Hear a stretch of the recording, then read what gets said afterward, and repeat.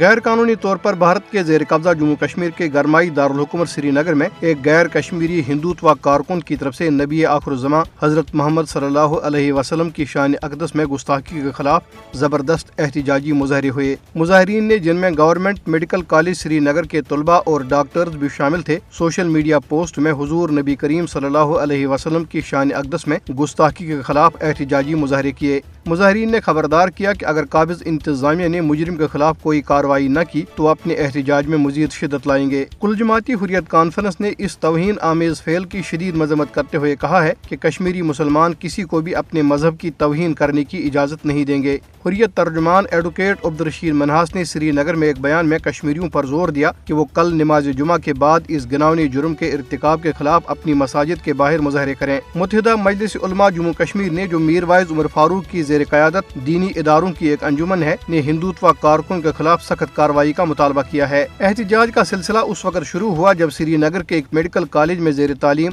بھارتی ریاست راجستھان سے تعلق رکھنے والے ایک ہندوتوا کارکن نے اپنے واٹس ایپ سے گستاخانہ مواد جاری کیا اور اسے ہٹانے سے انکار کیا۔ ادھر عوامی اتحاد پارٹی کے سرپرست اور لوک سبھا کے نو منتخب رکن انجینئر عبدالرشید نے جیل سے جاری ایک پیغام میں کشمیری عوام کے حقوق کے لیے جمہوری طریقے سے جدوجہد جاری رکھنے کے عزم کا اظہار کیا۔ پیپلز ڈیموکریٹک پارٹی کی سربراہ محبوبہ مفتی نے ایک بیان میں بھارتی قابض انتظامیہ پر زور دیا کہ وہ عوام کے فیصلے کا احترام کرتے ہوئے انجینئر رشید کو رہا کرے۔ سینئر حریت رہنما مصدق عادل کی دوسری برسی پر مرحوم کو خراج عقیدت پیش کرنے کے لیے اسلام آباد میں کل جماعتی حریت کانفرنس آزاد جموں کشمیر شاخ کے دفتر پر کنوینر محمود احمد ساگر کے زیر صدارت ایک تعزیتی مجلس منعقد کی گئی۔ اجلاس کے شرکاء نے تحریک آزادی کشمیر کے لیے مصدق عادل کی گراں قدر اور بے مثال خدمات پر انہیں زبردست خراج عقیدت پیش کیا۔ انہوں نے کہا کہ تحریک آزادی کے لیے مرحوم کی خدمات ہمیشہ یاد رکھی جائیں گی۔ اس موقع پہ مقررین نے گورنمنٹ میڈیکل کالج سری نگر میں ایک بھارتی طالب علم کی طرف سے توہین آمیز پوسٹ کی شدید مذمت کرتے ہوئے